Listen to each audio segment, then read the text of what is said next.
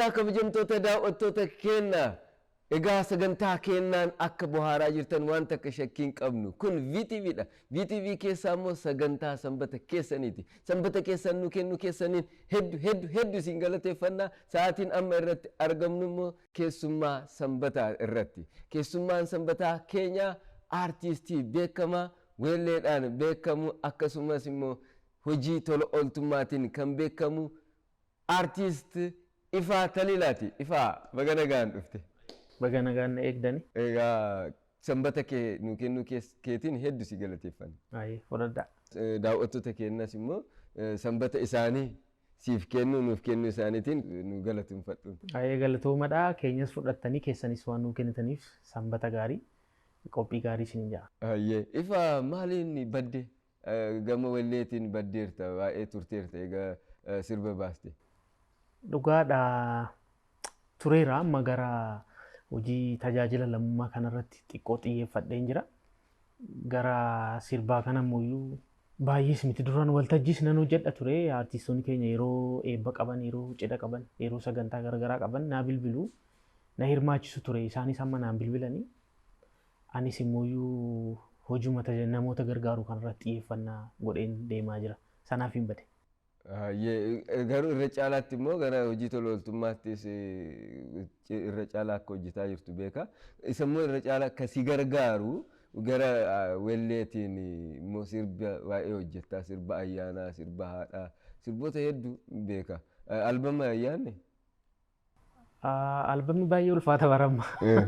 Akka durii waanuma salphaadhaan horii xinnootti baastee hojjetu sun hin jiru amma. Kilipii tokko hojjechuudhaaf hanga qarshii 100 ol yeroo itti barbaachisu irra geenyeerra waan ta'eef yoom akka ta'e akkana hidheetoo keessi koo murteessuu baatus garuu fuulduratti hojjechuun kun oolu hidhee yaada. Amma faraa yoon deebi'e illee dafeen deebi'u garuu yoon deebi'e illee akka sirba namoonni akka wal gargaaran waa'ee gaarummaa duudhaa uummata Oromoo keessa jiru duraan ittiin wal gargaaraa turan sana akkuma uummanni wal yaadatuuf maaliif hin beeku waan ta'eef isarratti waan xiyyeeffatu haaraa sirba tokko hojjechuu hin danda'e yaada malee gara sirboota akka durii sanitti hojjedhu amma irratti qophii miti. Walumaa galatti sirba meeqa qabda? Sirba ja'a. Ja'a akkatee ja'a. Kan yeroo dhumaatiif baaste sirba kamii? Yeroo dhumaa ayyaana sirba ayyaana sanaadha. Isaan booda gamanumaan garuu ayyaana amma yeroon kun ayyaana bara haaraati. Irreechi dhufaa jira, masqalli jira, baga siin ga'e. Amiin baga wajjumaan geenye warreen miidiyaadhaan hordoftaa jirtan hundumtuu ayyaanni dhufaara waan ta'eef baga geessan jechuun barbaada. Ayyaana kanaan akka wal gargaartan, akka wal cinaa dhaabbattan jechuun barbaada. Ayyaanni guddichi irreechis dhufaara waan ta'eef isaafis gamanumaa keessi keenya qoqophaa'aara kaaya. Irra nu bahime sirba kee. Sirba ayyaana. Shaakala maal dhiiseera garuu dhiifama sagalee kiyya. Hiyyoo sheedaree yaa habaa boodaree kan baranaan isin ga'ee bara gareen isin yaa ga'u sa'a namni alaamanni keessan nagaa yaa ta'u. Amiin amiin amiin amiin. Ayyaana ayyaana ayyaana ayyaana arri ila ayyaana hoggaa beki ayyaantu targa ila ayyaana hoggaa beki ayyaantu targa. Baay'ee bareeda. Mee gara duubatti si adeebisuuti magaalaa Asallaa keessatti baandii hawwisoo tokko wajjin hojjetaa turte. Akkam ture yeroo san akkamitti gara Asallaa deemtee dhaloonni kee naannoo Adaamaa kanatti beeka. Asallaa deemtee baandii keessatti hirmaattee hojjetaatiin turte. Akkamitti garas deemtee turtiin kee yeroo san immoo akkam ture? Asallaa bara 1997 fulbaana 3dha kanan deeme. Kaayyoon ani deemeef suni nama baay'eef hin galu beektaa yoo ani dubbadhu. Ifaa hangan Asallaa galu dura ture. Hin beeku jechuuf hin deemeen. Maaliif magaalaa Walancitiitti kanan ture. Walanjititti immoo seenaa gaarii hin qaban.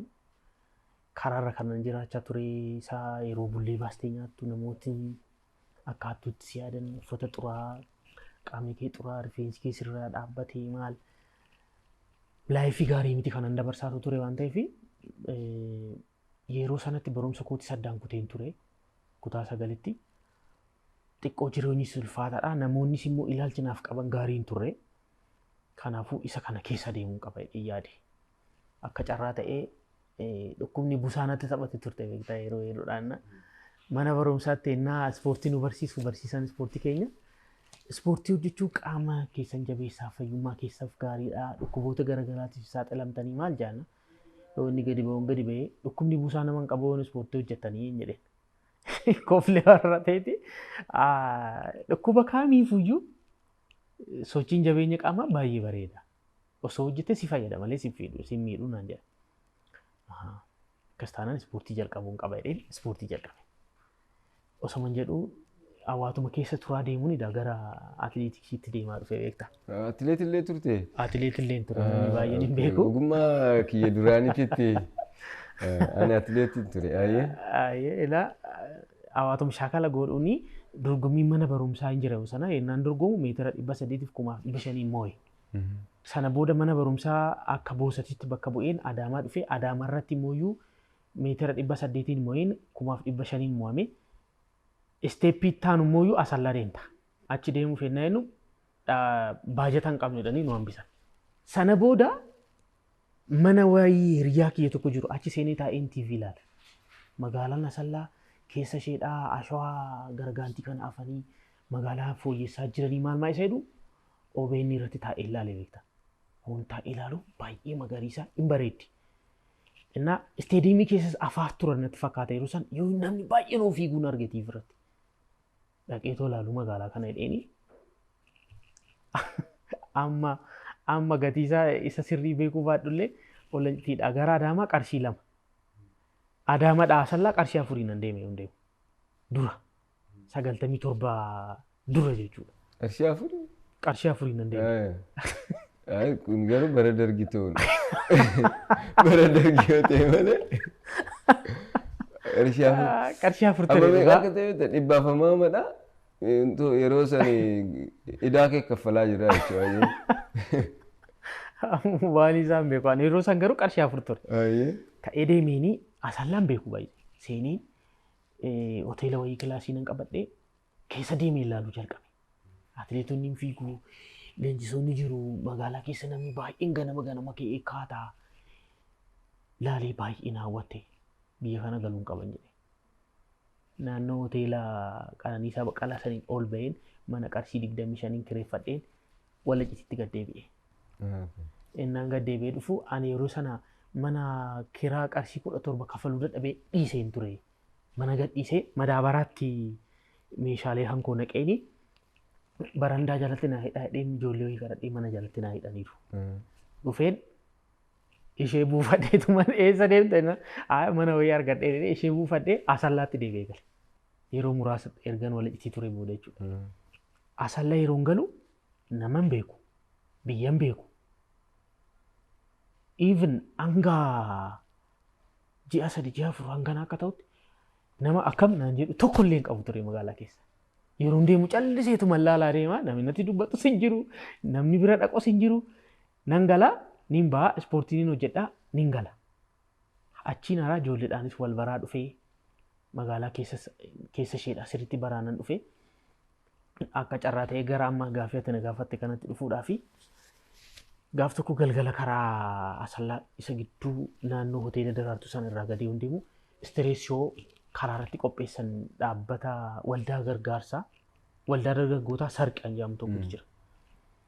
Isaan maal godhu istireesiyoo godhu tiyaatira hojjetu muuziqaa inni sirbitu ijoolleen gaaffiif deebitu jira sagantaa bareeda tokko qopheessanii dhaabbatee na laala namni anis dhaabbadheetu mallaale.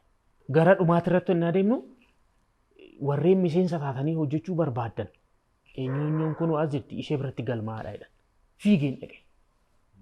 Nan galmaa'ee gaafa guyyaa kana kootti hin qoramta jedhanii nan dhaqee haadha manaa namicha haadha manaa qabu tokkotu jira. Machaa'ee dhufa innaa gara qe'eetti deebi'u osoonan ani hin galiin eenyu abbaa keechanii tura faasiin jedhee siin eeyyame karaftan jedhetti ummata ollaa isaa san karra rukutaa kaasaa hirriibaa naan jedhan. Dhufee haadha manaa isaa immoo gadi yaamee barateetti wajjiniin sirba heellisaaf kana hojjedhu naan jedhan. An tiyaatira hojjedhee hin beeku. Isa muudii nama machaa'ee kanas hin danda'an. Istiilaan ammas hin danda'u. Waan akkasii naan lakkee ani waan akkasii kana hin danda'u. Ani naanin callisiituma yaaleedhaan. Ka'eetuman waan wayii tokko callisee hojjedhee akka carraa ta'e garuu na dabarsanii achi keessan seenee dura tiyaatira keessa leenjii maal naa kennanii waa'ee dhukkubachaa fi leenjitaa waa'ee saalquunnamtii wal jiru waa'ee dargaggummaa dhiibbaa dargaggummaadhaan jiru kana waan baay'ee nu leenjisanii inni sun moora akkan sirriitti wantoonni kiyya waan wayii tokko sirriitti akka fooyya'u na godhe isaanuma keessa osoo nan tiyaatira hojjedhuuni iddoo wayii irratti ni sirbaa fi ja'a. Tiyaatira irratti sirbii fi naan jedhan. Sirbuu innan sirbii fidhan. Sirbi Taaddalaa Gammachuu san reefuu haaraa takkittii tiyya isan sirbe. Sana booda koomentii yoo kennan micaa wayii ifaan waan sirbuu danda'u natti fakkaata garuu mee warri weellistan kunii osoo laaltanii yaada dhukaasnan micaan kiiboordistii ta'ee hojjetus achi keessa ture beekta. Innaan anis waa argeera mee isaa wajjin hin mari'anne dee ol na seensisee meeshaa maal ajjis ta'ee taa waan ta'eef baneet mee sirbatti dandeessu innaan sirba Taaddalaa Gammachuu Baalamiyaa Shamarreen sirbe.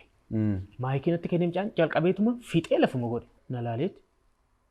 Tanaan dura sirbaa turte moo naan jedhe lakkiin jedhe. Edaani ijoolleen tiyaatiraa erga hojjennee booda gareen muuziqaadhaa kun onnaa isaa shaakalan wajjinan taa'ee ilaalaan. Isa riitimii jedhamu. Isa meejarii jedhamu. Isa isteeppii isaa eegdee sirbitee baatu maal kana daa. Isaan innaa sirba wajjin sirbaan ture waan ta'eef fixeeraan. Hanga aanaayyuu na ajaa'ibutti jechuudha. Sana booda ati shaakaluu qabda sirboota afaan Oromoodhaa isaan bira jiru warreen shaakalamuu danda'u waraqaa irratti akkan barreeffadhu na godhee vookaalii hojjedhu naan jedhee almost ispoortii hojjechaa jira waan ta'eef sagalee waa'ee rakkina hafuuraa maal hin qabu ture. Sana booda garaadoo bosona garaadoo kana dhaqitoo vookaalii hojjedhu maal naan jedhan deemin hojjedha. Yeroo sana Aandu'aalamii fi Chaalaachoo bosona keessatti arga ture achitti wal barreeyyu isaanii. Aandu'aalam Gosaa?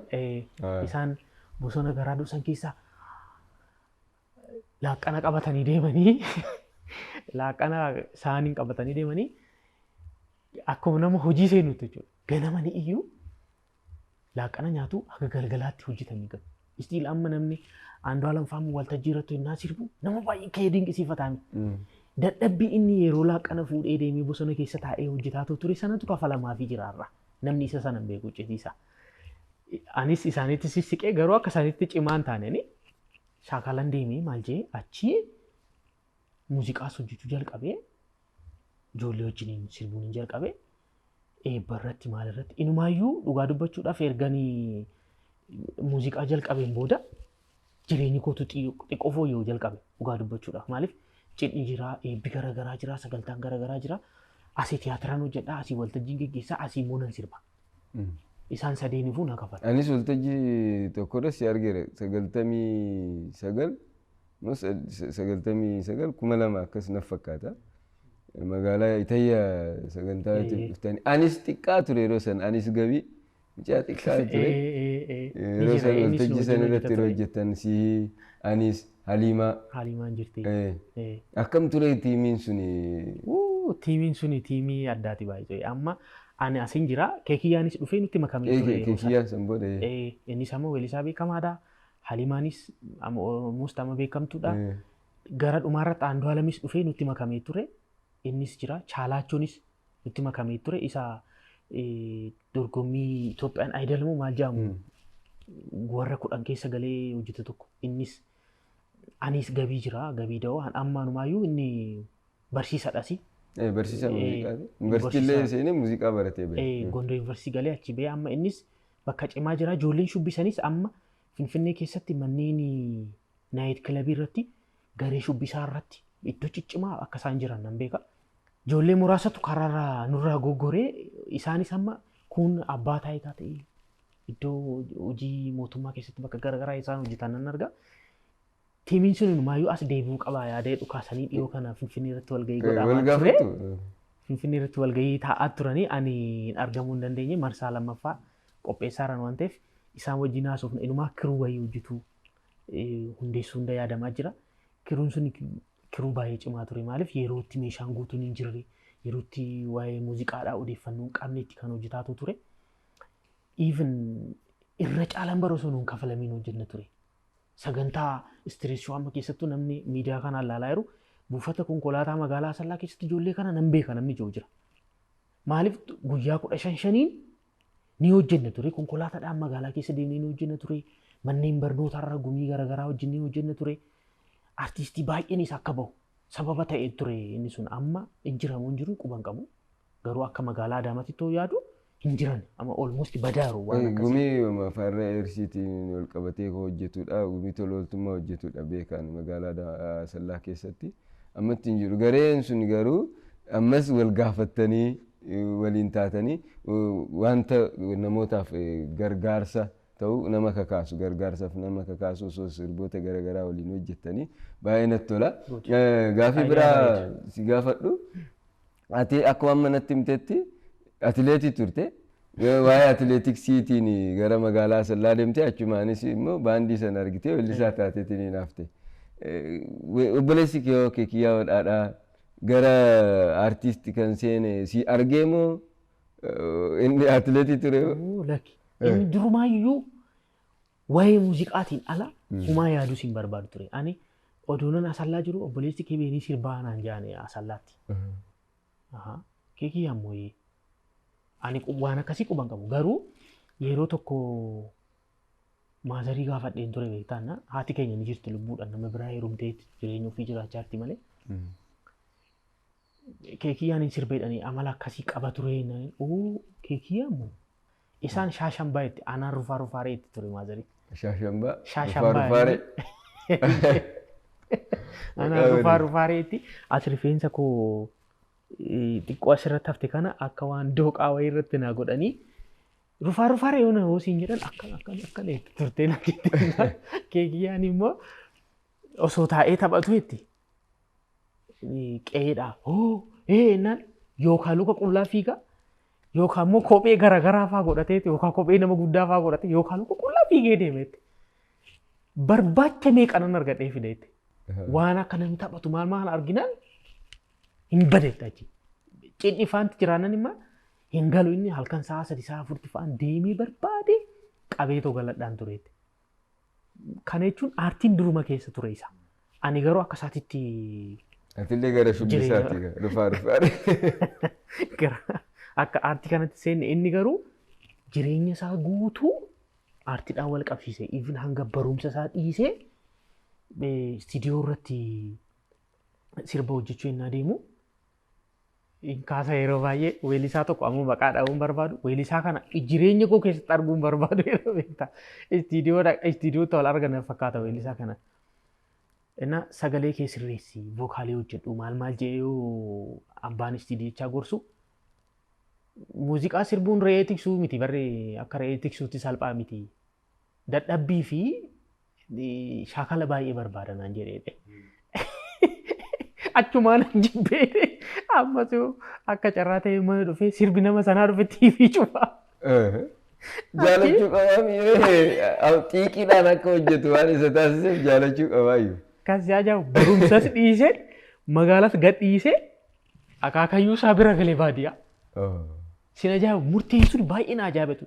Ji'a 11 osoo gara magaalaan dhufe ji'a 11 vookaalii qofa hojjeta ture baadiyyaatti galee. Achi yoo deebi'u Kee Kiyyaa har'a uummanni dinqisiifatu kana ta'e. Sana booda inni Asallaa yeroo galu baandii ammas hin jiru baandii sarqee dhabu kanatti makame innis tiimii ajaa'iba ture sirbi nuun hojjenne hin jiru iddoon nuti deemnee ta'uun hojjenne hin jiru. Garuu ijoollee baay'een achi keessa turan bakka gadi bu'aa yookaan bakka hin taane jiran ijoolleen jedhaman hin jiru. Baay'een isaanii garee cimaa ture ijoollee baay'ee cimoo ture yeroo sanii. Garee cimaatu jiru. Aayidiyaa bareedaa akkas ta'e akkaatti duratti naan jette hojii namoota gargaaru kan. Hojii tola ooltummaa kanarratti osoo waliin taatanii hojjettanii ijoolleen hunduu ijoollee ciccimoo waan ta'aniif atillee immoo sirbarraa badaa jirta. Wallee kanaan xiqqoo gara hojii tola ooltummaa kana baay'istee wallee kana immoo nu jalaas miidhaa jirta. Nama gargaaruun bareeda. Ifaame maatii horatti hirta. Haadha manaa qabaa. Ani kaan gusee jedhamti. Daa'ima tokkos na deesseetti. Abbaa ta'eera. Dubara yaanni koo Ifaa. Hagam amma umriin ishee?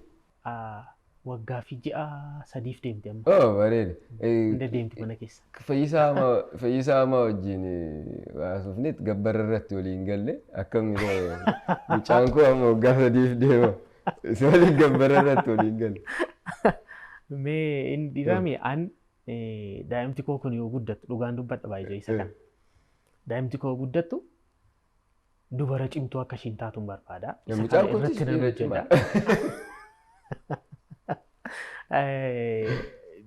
Dubara taatee dubara biyyaaf taatu kan uummataaf taatu kan sabaaf taatu gaafa heerumtu immoo haadha manaa gaarii ishee kun amma sababa garaagaraatiin waa'ee dubartii koomentiin ka'u kun hin jiraami. Isi sun dubartii irratti hin kaane dubartii isheen bara anaaf haadha abbaan manaa ishee bo'uuf dubartii akkasii akka ishiin taatu irratti nan hojjedhee yaada. Waaqayyo si haa milkeessu. Waaqayyo si haa milkeessu. Beekamu miire garamiin akka namni sodaatu hin beekamu. Akkasitti ati immoo irratti hojjettee irratti investii gooteetiin yoo naa guddiste gabbara barbaadde yoo gaafatte ani duubatti hin jedhu. Kanaaf rabbi si haa guddisu, rabbi si haa milkeessu. Yoonumaanis ayyaana baga geessee jechuun hin dandeessa maatii keetti. Ani kaatiyya. Akka haadhaas akka haadha manaas taatee abbaa na taasisteerta dhama daa'imaan beeku ture siinan arge ati guddaa galatoomii yaanni kootii baay'een si jaaladha. An abbaa kee abbaa gaarii siif ta'a. Intala biyyaaf taatu sabaaf taatu akka taatuun barbaada. Ayyaana kee waggaa lammaffaa irraa ayyaana qaammii kana kabajuuf deemta waan ta'eef baga siin ga'e jechuun barbaada. Egaa nutis baga geessanii waan inni hawwu hunda ammoo akka taataniif rabbi sinaa milkeessu jenna. Mee gara hojii tola ooltummaa hojjettu irratti haa deebinu. Waldaa wal gargaarsaa Ifaatiin beekama ture. Dhaabbanni wal gargaarsaatiin to'attu. Beekaa waggaa hedduu ta'eera. Dabtara waggaa waggaadhaan namoota barachuu hin dandeenye humna dabtara bitachuu hin qabnee fi boorsaa dabtara waan itti babarreessan kana hin bittu. Namoota baay'eetu immoo si cinaa dhaabbata ture. Amma waldaan wal gargaarsaa Ifaa kunis maqaallee jijjiiratee irra caalaatti guddateetiin namoota baay'ee bira ga'uudhaaf hojjetaa jira. Artiilee akkasumatti dhiisaa jirtu jee yaada garuu artiilee nu jalaan irraanfatini. Mee maal inni kaayyoon keessanii Ifaa sanirraa immoo maqaa jijjiirutti immoo maaliif barbaachise maqaa Ifaatiin deemuu hin danda'amu ture? Kan jalqabe bara 2006 barattoota 10 jalqabe amma barattoota 130 barsiisaarra bara namooyyuu ijoollee 200 ni galchina itti daballa. Daa'imman qofarratti xiyyeeffachaa turre amma haadholiinis jiru haadholiin 80 geenyeerra qaama miidhamtoonis dabaleen jira akkasumas ijoollee karaarra jiraataniif sagantaa yeroo ayyaanaa fa'a waan akkasii qopheessu uffata sassaabnee kennu waan kana hojjechaa turre. Akkuma nama kaanii anumatu hojjetaa ture waan ta'eef Ifaa waldaa gargaarsa Ifaa jedhee yeroo tokko numaayyuu Facebook irratti hojii nan hojjechaa jiru kana maqaatti baasuu qabna waan ta'eef mee eenyu jennee moggaasuu jedhee Facebook irratti poost godhee ture. Gaazexeessaan baay'ee dinqisiifadhu tokko Harargeedhaan naa bilbile. Abbabech Goobanaa fi Maazar Tireezaa beektaan an jedhe. Haadholiin baay'ee kabajuudhaan jedhe. Maqaa isaaniitiin jira dhaabbanni isaanii. Amma giddugala daa'imman kunuunsaa Abbabech Goobanaa maqaa isheen kaasta. Isaan garuu lubbuudhaan jira namni. Dhaabbanni tamma waan xinnoodhaan jalqabde kuni gara guddaatti dhufuu danda'a waan ta'eef maqaa keetis akka kaasuu danda'u ifumaan osoo gootee natti tolaan yaadee dhuna kaase. Sana booda immoo Ifaa iseedhu maqaa kootiimi. Ifaa iseedhu Ifa.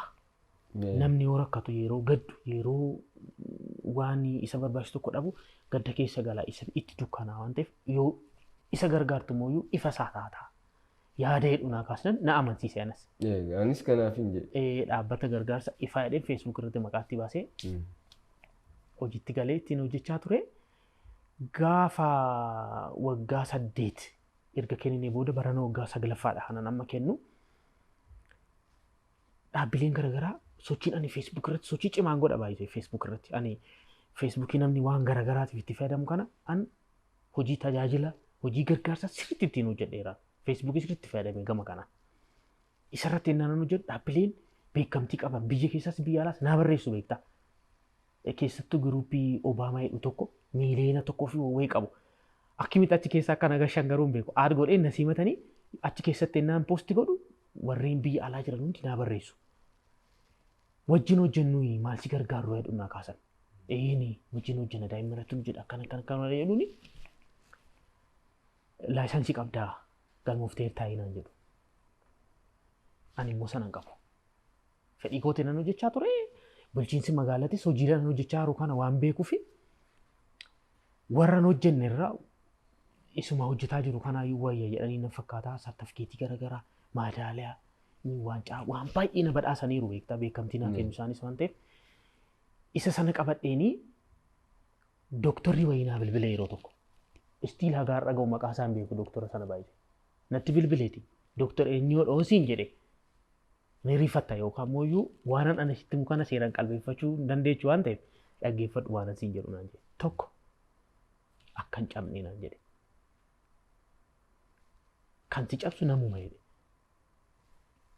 waan ati hojjettu kanaan tokko baay'ee si eebbisaa waan ati hojjechaa jirtu kun gaarii ta'uu isaa sitti tokko mooyyuu karaa biizinasii ittiin uummatte maqaa namoota ittiin nyaachuudhaaf deemaa ta'eeti waan hin taane siin jaa kun si cabsa jedhe. Qaama mootummaa keessatti waan kana akka ittiin hojjennu qaamni barbaadu jiraachuu danda'a. Kun si cabsa. Jara kanaaf sakandii takka akka gurra hin kennine naan jedhe. Inni lammaffaan laphee nama durii qabaadhu jedhe. Lapheen nama durii akkamiiti? Lapheen nama durii nama yoo gargaaru deebisee na gargaara jedheetii miti kan gargaaru. Akka deebisee si gargaaruu hin dandeenye osoo beektuu gargaarii jechuudha.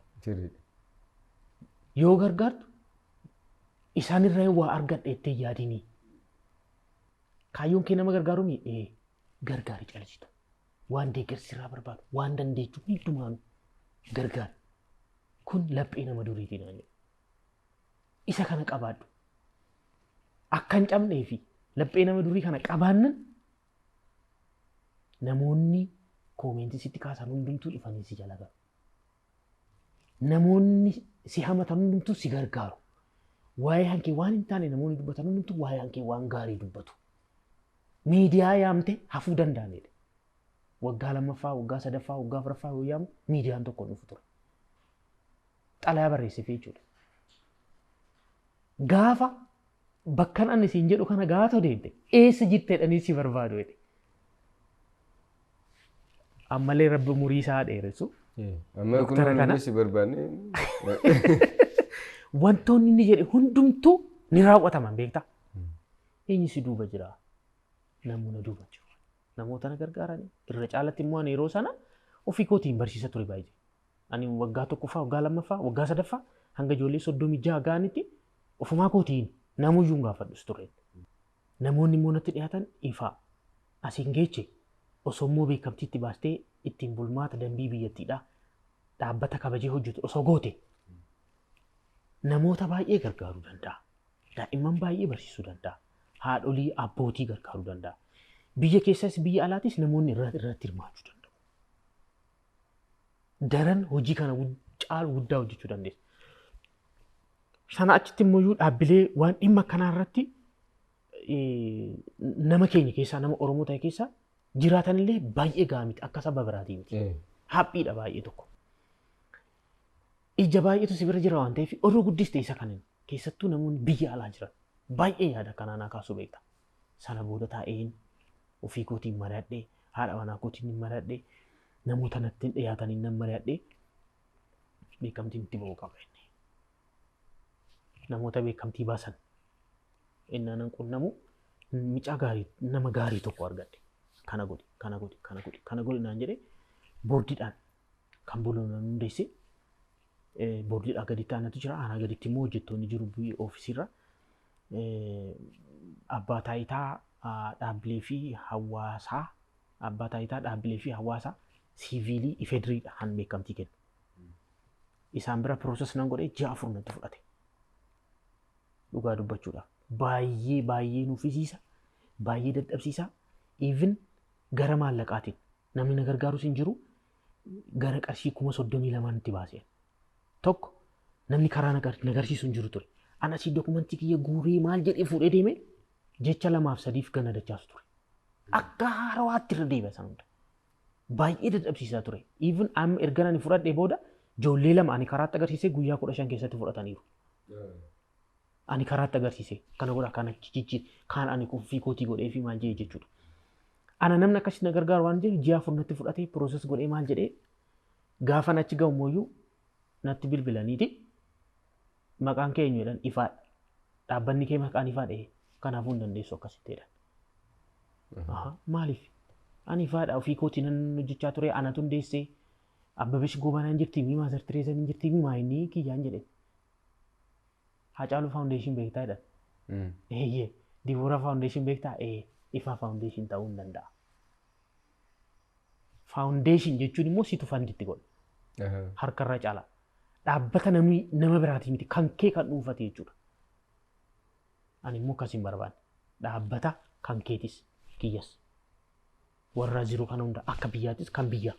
Dhaabbata akkasiin barbaade. Sunis hojii nan hojjedhu immoo hojjeta. Daran garuu kan hojjechuun barbaade. Dabalata immoo ani eenyuudhaan nama kiraa manaa keessa taa'uudha isaa hin fidee fanditti gochuu danda'a. Humna akkasiitis hin qabu waan ta'eef akkasii maal gochuu wayyareennaan maqaa jijjiireedha. Deebi'een namoota barreessan namoota miidiyaarra jiran namoota hin beekan jee yaadetti nan bilbilee Oromoon akkamiin wal gargaaraa ture adeemsi isaa maalidha jechoonni itti fayyadamaa turan maal inni hunda isaarra deemee gaafadheen keessaa gumaata kan jiru tokko fudhadhe. Deebi'een immoo gumaata jechuun maal jechuudha warra Harargeedhaa jiru Arsii jiru Baalee jiru Wallaggas jiru iddoo baay'eetti bilbileen maaliif hiikkan isaa iddoo garaagaraatti garaagara waan ta'eef arraba ta'uu danda'a. Iddoo tokkotti garuu wanta akkas jechi bakka tokko waan gaariitti bakka biraa immoo arraba waan ta'uu danda'uuf qorachuun isa kana sirriitti nan qoradhe gumaata jechuun waa namaaf kennuudha. Deeggaruudha. Hirmaachuudha. Cinaa dhaabbachuudha. Kan kennamu immoo akka dhaabbata kootitti osoo hin ta'in akka jechuma gumaata jedhu kana yoo hiiknu dubara deesseef, nama fuudhuuf, nama mana ijaarrataa jiruuf, gumaata yoo na yaammate mana ijaarrata taanaan citaan fe'ee deema, mukan fe'ee deema, yookaan immoo waan namni mana san ijaaruudhaa dhufe waan nyaatu, waan akkasii qabee deema. Gumaatni ani gumaata yaamameera obbo eenyuu biraa mee na waalichoona siin jedhe ati siin gumaachita. Osoo inni sitti hin himatin jechuudha. Inni biraa immoo ani waa yaada tokko osoo hin kennaa yeroo akka ifaan jedhamee han ifaan jee kanarratti dabaluu barbaada jettee gumaata innis. Isa kan namoonni baay'een ifa naa goonan waan an hojjechaa jiru kanaan oonan wal qabsiisu nama rakkatee hin gargaara. Nama sanaa kennuudhaa, deeggaruudhaa, cinaa dhaabbachuudhaa, namoonnis immoo akka irratti hirmaatan gochuudha. Kanaafuu isa gumaata jedhu sirriitti ibsa. Dhaabbata tajaajila lammummaa gumaata. Godheen maqaa isaa hundeessee maqaa isaa hin murteessine federaalas deemee isa sanaan ni baasne amma magaalaa Adaamaa gamoo yeroo san gubbaarra jirra. Ofiisii qabna amma akka duraanii ofiisii koo boorsaa ture. Dokumentii ijoolleettis maalis hundumaa boorsatti baadheen deema. Iddoo dhaquudhaa deemu hunda baadheen deema. Biiroon na wajjin socho'a jechuudha. Hongalummoo isa lafa nan ka'a. Amma garuu federaala erga beekamtii baastee booda dirqamaadha. Hagam ture beekamtii baaste? Amma waggaa ji'aa fi guyyaa 20 akkana jala ga'eera. Dhiyeenyatti hin fudhadhe. Amma maal hojjetaa jirtu? Amma yeroo kanatti akkuma kana dura waggaadhaan wanti gootu guddaan dabtara sassaabuu pennaawwan adda addaa daa'imman hin gumaachita ture waggaatiin. Amma yeroo kanatti immoo kan arge Facebook irrattis ilaalaan ture chaalenjii qarshii 100 tokko namni tokko transfer qarshii 100 yoo sii godhe isaaf qarshii 100 waan xiqqoodha si immoo ijoollee hedduun itti barachuu waan danda'aniif chaalenjii kana argeen ture. Inni maalirra gahe ammallee namoonni si gargaaraa jiru moo amma kana immoo amma jiini hagayya dhumateetiniin fulbaanatti ce'aa jira bara haaraatti ce'aa jira.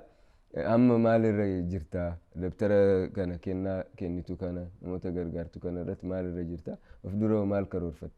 Akka biirootti amma lafa qabanneerraa iddoo tokko qabna hojjettoonni jiru maaliif rakkoo faayinaansiitiin wal qabatutu jira waan ta'eef isa sana ogeessa barateetu sochoosuu qaba waan ta'eef akka biirootti namoota 3 tokko qaxareen jira amma mindeeffamanii akka hojjetan jechuudha. Dabalata istiraakcharii biiroodha seeran akka dhaabbileewwan kaanii hundeessaa jira. Dabalata immoo ijoolleen amma of harkaa qabu kana kan bara dhufu piroojeektii itti barbaada. Maaliif piroojeektiidhaan yoo ta'e sirriitti lafa qabata wanti si yaachisu hin jiru. Even meeshaalee barnootaa qofaan kenname deeggarsa dabalataa kaffaltii mana barumsaa dabalachuu danda'a. Yeroo dhukkubsatan mana yaalaa geessuu danda'a. Dabalachuu danda'a. Warra kana daran akka sirriitti gargaaramuu danda'an piroojeektii irratti xiyyeeffadheen hojjedha ammaan booda. Isa sanis wantoonni jalqabne jira.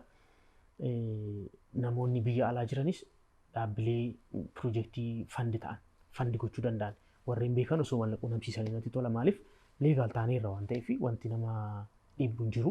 Ergaa dabarfachuu isa sana sumaan akka na gargaaran jecha gama kootiin garuu kan bara dhufu ittiin baratan amma meeshaalee barnootaa sassaabuu waan qabuuf meeshaalee barnootaa sassaaban jira. Namoonni tanaan dura na gargaaraa turan yoo ranani xalayaa barreessee chaappaa goonee iskaan godhee itti ergaana hoon itti ergu ni callisu. Namoonni tokko tokko immoo warri natti dhiyaatan ifumaan ifatti ifa.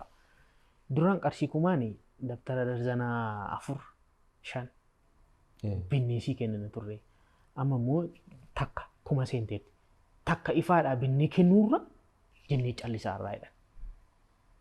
Dabtara darzana tokko akkamittiin kenna ifaadhaa jedhanii yaadu jechuudha dursanii.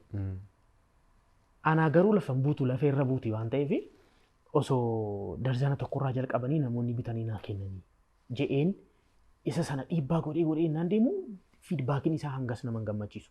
Maa inni ilaalu gatiin isaa qaaliidha jireenyi sulfaataa haaraa waan ta'eef taa'ee yaade siistamii kamii fiduun qaba waan kana yaade nan dhiphadhe beektaa baay'ee tokko. Maaliif ijoolleen 130 ana eegaaru. Ani immoo namoota na gargaaran ni eegaara. Sanaan booda transfer challenge maafii jalqaban jedhe dhaabbanni akkaawuntii qaba.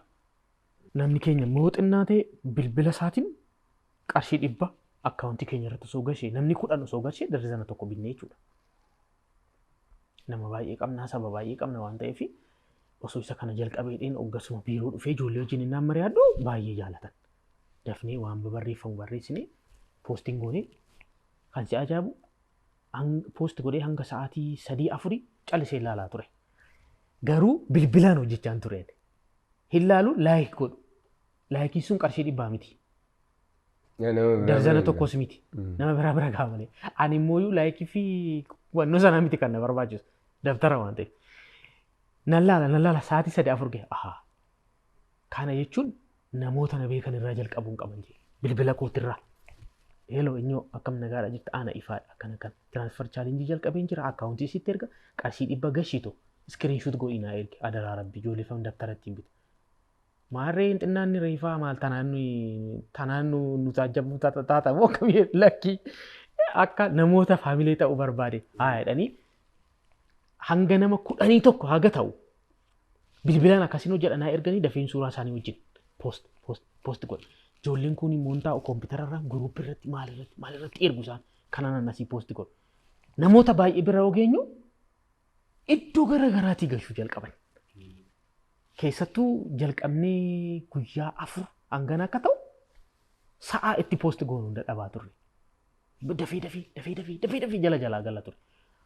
Akkana taanaanii meeshaa barnootaatii miti deeggarsa haadholiitu gochuu ni danda'ama jedhee yaade qarshii 28,000 sassaabneerra. Deeggarsa transfer challenge kana garuu gahaa miti. Nama 28tiif jechuudha. Namni 100 Darzan tokko qarshii 1,000 darzan 28 bituu danda'a jechuudha. Ijoollee 28 ani kanan qabu amma ijoollee 130 Inumaayyuu daballee 200 gochuun barbaada barana. Baay'ee galatooma jechuu kan hin barbaadu ijoolleen goobee taphatanii magaalaa Finfinnee guruupiin 2 na dubbiseera. Dabalata immoo gaazexeessituu Mooniit goobee dhiyeenya jalqabuudhaaf deeman tokko jiru. Deeggarsa meeshaalee barnootaa hanga darzana 100 fi sanaa olii eeginurraa yaada hedduunaa kaasteetti. Kana kanatu xiqqoo hamilee natti horaatoo jira malee baay'ee ulfaataadha. Ammaaf deeggarsa meeshaalee barnootaa sassaabutti jirra. Akka biirootti immoo gadi dhaabbannee waan sirreessinu hunda sirreessaara. Piroojeektii barbaadaa jirra. Gara biraatiin immoo dhaabbanni kun maal hojjechuu yaada? Of fuulduratti immoo maalidha? Karoorfattan hin jedhu. Karoorri koo inni duraay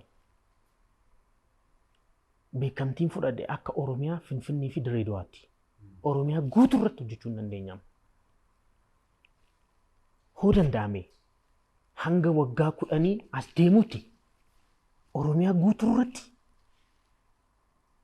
ijoollee gumaataa akka jiraatan hin barbaada. Isa kanarratti bal'isee nan deemaa. Inni biroo giddugala guddaa tokko hundeessuun barbaada. Dhaabbata gumaataa jalatti giddugala gumaataa jedhu hundeessuun barbaada. Dhaabbanni sun guddaadha. Akka biyyaatti, akka Oromiyaatti, akka biyyattiitti kan hojjetudha. Isa jala waan baay'eetu jira. Haadholiif abbootiin keenya namoota isaan gargaaran qaban itti galanii keessatti kunuunfaman. Mana yaalaa kafaltii malee itti yaalaman. Iddoo muuziqaatti baratan, iddoo fakkiitti baratan, iddoo ogummaa kafakkii, kan rifeensaa, kan kompiitaraa, ogummaalee baanii ittiin maallaqa argachuu danda'an, itti leenji'uu danda'an. Maaliif fakkeenyaaf Itayyaarraa dhaabbata keenya qunnamanii ijoolleen maatii harka qalleeyyii maatii hin qabne rakkoo keessa jiran jiru. Barumsa kan fixan jiru, kan immoo barumsa dhabanii umurii isaanii hangana ta'e jiru. Ogummaa akka baratan barbaanne natti barraa'e ijoollee sana fudhanne nummoo barsiisne ogummaa isaan barbaadane magaalaa Itayyaarratti deebi'anii bulchiinsi magaalaa gara maallaqa liqiitiinis ta'uu danda'a haala mijaa'ee fi ogummaa saniin hojjetanii akka isaan of fooyyessan jireenya isaanii akka ogummaan kun dhuguma bu'aa qabeessanii taa'ee nama baay'ee na gaafata. An ifaan fakkeenya dhabaa jira. An ogummaa miidhaginaan baradhe. Hanga sanitti nama waan nyaatu maal nyaadha galgala yaadaa turedha. An irra rakkoo waa nyaatu rakkoo kooti miti. Maaliif ogummaa miidhaginaa leenjii achi baanan hojii ittiin argadhee ittiin nyaachaan jira. Borummoo ijoolleen kumaatame wirtuu leenjii guddaan achi keessa jiraate kafaltii tokko malee akka ijoolleen achi keessatti baratanii achi keessaa baanii jireenya isaanii ittiin fooyyessan. Waan akkasii irratti xiyyeeffachuu barbaada. Guddaa qabatanii. Baay'ee guddaadha. Deeggarsa namoota baay'ee Kunimmoo akka isin milkeessu nutis Waaqayyoon kadhanna. Irra caalatti immoo namoonnis baay'een irratti hirmaachuun dirqamadha. Ati akka nama tokkootti jalqabdeerta. Ogummaa ittiin akka barbaaddetti jiruu keetti fooyyeffattee itti jiraattu dhiiftee tokko ogummaa weellisummaa, ogummaa artiistii qabdaa. Akkasumas deebi'ee immoo ogummaa miidhaginaatiin eebbifamtee ogummaa miidhagina dubartootaa irratti hojjetaatiin hin jirta. San dhiifteeti sanis duubatti dhiifteeti immoo kan wal gargaarsa irratti namoota gargaaruudhaaf namni ta'uun qofti gahaadha jettee immoo namoota gargaaraa jirta. Namni baay'een si cinaa dhaabbachuu qaba kan jedhu dhaamsa kenna ta'a. Egaa daawwattoota keenyaa ifa cinaa dhaabbachuu dirqama keessan haa ta'u. Jennee nutis ergaa gama keessummaa sanbataatiin dabarsuu barbaanna. Mee egaa waldaa wal gargaarsaa kanaan dabalata ogummaa miidhaginaa akka qabdu haasa'aatiin hin jirra. Isa hin dhiifte moo ammas hojjetaa jirta? Sisrifachiisuu danda'a. Gaafan dhaabbata kana gara biyyattiirraa beekamtii akka qabaatee waan guddaa hojjechuu qaba jedhee gaafa murteessu haadha manaa koo wajjin taa'ee haasa'e. Ni mari'anne hojichi kun salphaa miti. Maaliif ijoollee biroo nan dubbisu sa'aa kee guutuu isaa fudhata hojichi. Maaliif baay'ee ulfaataadha. San irratti immoo ulee jabaa tokko qaba beekta. Seera isteeppii isaa akka barbaadamutti hin deemne taananii waan si gaafachiisudha kan of keessaa qabu. Kanaafuu isa kana akkam godhu jedhee teenyee mari'anne rakkoo gara ogummaa miidhaginaatiin jiru walitti oonan fidu wajjin hin deemu. Maaliif mana ani dhimma daa'immaniitiif dhaabbata wayii deemaan jira. Natti bilbilamee si barbaaddi kaaksi dhaabbate kootu naan jedhu wajjin hin deemu. Lakkinnaa dhufu isin taa'ee eegaa jedhu. Ana achii xumuree ilaalan dhufu kastamartiin aarteen na eegdi. hin dheekkamte jechuudha sana booda. Dhiifama gaafadhee maal jedhu jedha sammuun kiyyaas gamaa gamana bittinna'ee hin dhiphachaa ta'e. Ani kaa wajjin teenyee haasofnee mana miidhaginichaa gurgurree keessaa bahe. Ni dhiiste? Dhiiseera. Meeshaas gurguree ogummicha sana keessaas bahee duratti gara qarshii 32,000 natti fudhatee dhaabbata kana hundeessuudhaaf siin jee even maallaqa achirraa argameen dhaabbanni kunis gadi dhaabbatee biiroo keenya dhufte meeshaalee biiroo keessa seentu barbaachisan ni jiruumi isaan sana hunda bitachuudhaafis kuni dirqama ture. Erga dhaabbata kana hundeesse ergan jireenya kootii madda gammachuu kootii namoota baay'eedhaaf akka isaan gargaaraman godhaa deemeera ergan jedhee yaade murtee gurguddaa barbaachisaa waan ta'eef murteessee galii achirraa argamus isa kana ittiin sirreesseera isa hafe immoo haadhi manaa koo suuqii xinnoo tokko ni qabdi waan ta'eef isa akka ittiin fooyyeffattu godheen. Kanaaf waldaa dhaabbata kana hundeessuudhaaf dhaabbata wal gargaarsaa kana hundeessuudhaaf aarsaa hedduu kaffalaatiin hin jirtu. Even hanga iddoo hojii keetii gurguruu meeshaa ittiin hojjettu gurguruu geetteerti. Ogummaa weellisummaa qabdu dhiisteetiin garana dhufaa jirti. Kanaaf nama gargaaruudhaaf aarsaa kana hundaa kaffalaatiin yoo jiraate akka nama tokkotti namni baay'een immoo si cinaa dhaabbachuun dirqamadha. Kanaaf yaa saba keenyaa namoota baay'ee barsiisuu qabna. Akka magaalaa kanatti nutis ilaalla. Magaalaa kanatti dhaabbileen wal gargaarsaa hedduun hin jiru. Kan daa'imman gargaaran, kan namoota maanguddoota gargaaran hedduun hin jiru. Garuu eenyuun gargaaraa jiru? Yoo jette ijoolleen keenya afaan Oromoo haasa'aatiin hin jiran daandiirra jiru baay'inaan barumsa dhiisanii maatii hin qabanii. Kanneen yoo nuti biran dhaabanne yoo nuti hin gargaarre ta'e eenyu dhufee haa nu gargaaru. Kanaaf namni akka dhuunfaatti aarsaa kana kaffalaatiin yoo jiraate namni biraa immoo qarshima 100 jettu sana tiraansfer gochuun hangas mara ulfaataan ta'u. Kanaaf wal cinaa haa dhaabbannu jenna. Yaadadha kilipii suma yeroo hojjennu wanta si qunname wayitu ture yeroo sanii yaadadha.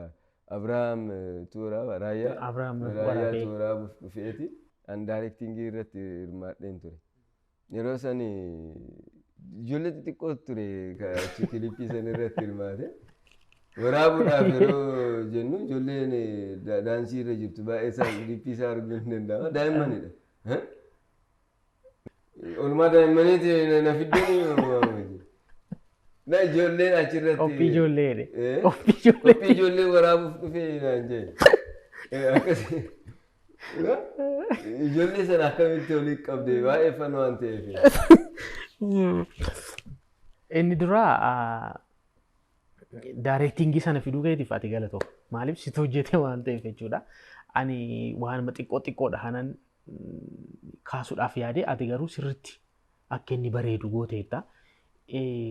Fiidbaakii yookaan immoo yaada kilipii sana ilaalee namni baay'ee naa kenne tokko keessa kanan irraanfanne yeroo baay'ee ijoolleen keenya muka jala bakka magari jiru magaalaadhaa alaa bakka wayiitti hojjetanii na aarsa ture naan jedhe namni wayii alaa. Kilipii kan kee kana garuu irra deddeebi'ee ilaale. Yoo xinnaate magaalaa keessatti meeshaa baandii guutuudhaan maayidhaan gootanii hojjetanii baay'ee na hawwateedha. Inni sun kalaqa keeti waan ta'eef ati baay'ee galatoomii san irratti immoo dhugaa dubbachuudhaaf yeroo sanatti kaffaltii sii kafaluu hin danda'u ture atis kaffaltii nan gaafanne kunis deeggarsa guddaadha waan ta'eef galatoomii. Kilipii sana hojjechuudhaaf yeroo yaadu yeroo sana ani wanta hundumtuu na rakkisaa ture beektaa. Even hanga moodeelistii achirra jirtu sana argachuudha baay'ee rakkoo natti ta'e. Maaliif ani qallaa du'aa tokko na agarte. Waan kilipii hojjetu miti waan nyaadhee buluu namatti fakkaatu ture. Akkanatti katti hojii kilipii kana kanan qabadhe ennaan dubbisu muudii qabatamuu naan jedhu. Hojii akkanaati maal yaadanii garuu hin jiran. Intallan manaaf hojjette kuni baandii FJ qusannaa maatii Itoophiyaa isaan jala giruupii tokkotu jira achi keessa nan hojjedha ture. As magaalaa Adaamaa ergan galee booda jechuudha. Qajeelcha maatii? Qajeelcha maatii Itoophiyaa. Isaan jala nan hojjedha ture na. Ijoolleen shubbisan kuni garee san keessatti warra leenji'anidha. Leenjii fudhatu.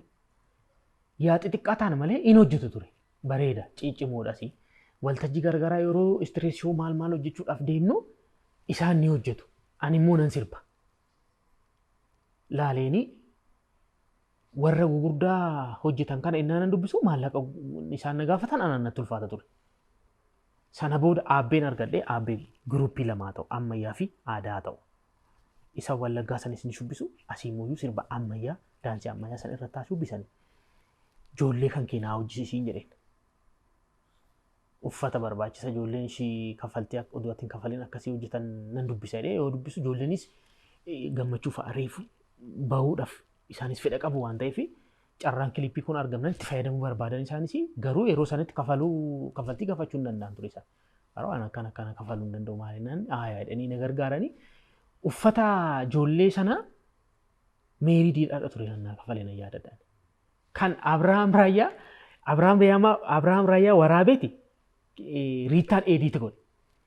Sababa qaba ture akkas ta'uun isaa. Yeroo baay'ee kilippii namni waraabee fi namni daareetti godhe sun osoo eediiti godhe baay'ee filatamaadha. Ani garuu maaliin godhe istiidiyoo irra hundeemu. Ka oodiyoodhaa kafaleen meeshaatti dabalama jiraate ture yeroo wayiitiin booda immoo kafala. Ka kaameeraa qopheeffadheeni meeshaalee immoo sarkas doolfiin walitti dhufeenya qabna. San irratti immoo ijoollee nan barsiisa yeroo sanas. Ijoollee 10 innaan fudhadhee barsiisu ijoollee 5 kan isaanii ture. Meeshaa naa kennaa innaan waan asii ijoollee barsiisaafis jirus mucaa kana diduu hin dandeenyu kennaa fedhanii meeshaas kaffaltii malee naa kennan isaan. Ijoollee isa ammayyaadhaa taphatan sana immoo intala dabba rifeensa ishee muraa kiliip irratti ilaaltan rifeensa ishee muraa sanaan beeka ture. Ishiitti dubbannaan isheen uffata mana naayit kilabii ijoolleen ittiin halkan caffaran. Isa naa fuute ijoollee kana walitti naa qabdee walitti dhufe. Rifeensa isaanii immoo meerii diidhatu kaffaltii malee naa hojjisiise. Uffata ijoollee ammayyaa meerii diidhatu naa kafale. Aabbeen immoo diraamis taphachaa ijoollees naa leenjisee walitti qabee waan hunda karaa qabsiise. Ati daayireekti goote Abrahaam Raayyaa dhufee akka waraaba'u godhamu kaffaltii kaameeraa qofa waan hin qabuuf ture. Sana booda riittattiin kennine kiliippii akka har'aa waraabnee gara qarshii 18,000 moo kanan fixe yeroo sanaayyuu. Fixeeni koottumee kallattii isaanatti agarsiista. Daayireektiin akka inni itti deemu naan jee as boolee piikookiin jiraan inni booleedha. Poostaa beetidhaa hagaa boolee qarshii 3. Qarshii 3 dhabeen asii lukaan hanga mana isaa lukaan deemeen. Achi gahee balbalarra osoo nan ol hin seeniin baala muree ofirraa rurrukutee awaara. Dhokadhee hoggaan ol seenuu ta'u duuban natti dhufee harateete maal aantee lukaan komokkomtee dhuftee naan jedhe. Nan kooflela maali maalatti qarshii 3 dhabdeeti immoo hin qabu kaa waan hundumaatti baasinaan na laalee dhugaa keetti immoo nan jedhe baajaajii kontiraata qabattee dhuftee kafalinaan hin jettuudha. Lakkii ati garuu galatoo akkas gochuu hin dandeenye ol seenee yeroo isa sana waraabnu Abrahaam Raayyaa hin taphatasi namattis hin dubbata nama rifachiisa.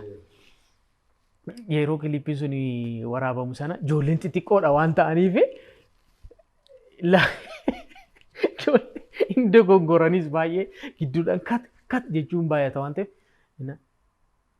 haa ta'e naan jedhee qophii ijoolleen hundi qophii ijoolleen hundi achi kofalleetu fanii goonee irra dabar garuu muudannoo baay'ee even ijoollee bakka akka giruuppiidhaa dhufanii mana barumsatii maalidhaa dhufanii caffaran tokko jiruumi. Isaan keessaa nu ijoollee 2 moo 3 beekaaf kireet goonee uffata akkasitti uffatanii akka seenanii taphatan goone. Ijoolleen achiin dabran arganii yuunifoormii isaan godhatan argina. Maa inni jedhanii itti nammanii ijoolleen taphatanis hin jiru ture beektaa. Dadhabbii isaa qabaatu malee yeroo itti fanii godhanii maal jennee keessa dabareedha. Sirbi sun immoo akka carraa ta'ee bareeda. Baay'ee deeme namoonni baay'een ofiin sobiniirra numaa isa beeku ture. Namoota baay'ee bira gahee ture waan ta'eef bareeda. Ani garuu dafee hojjechuu hin dandeenye ammammaa na irraanfachuu oolani eenyuchaan kun jechuu danda'u. Fulli keellee hin irraanfatamu garuu suma kanaaf kaffaltii isiin kaffallee yeroo san jetteetta kaffaltiin kaffaltuu amma guutuu waldaa dhaafaa ta'u. Okay. Kunis waan guddaadha. Guddaadhaaf haa ta'u. Mee ifaa dhumarratti egaa wanta serious ta'edha. Namoonni baay'een akkasii cinaa dhaabbatan ergaa dabarfatteerta. Ayyaanni irreechaa dhufaa jira.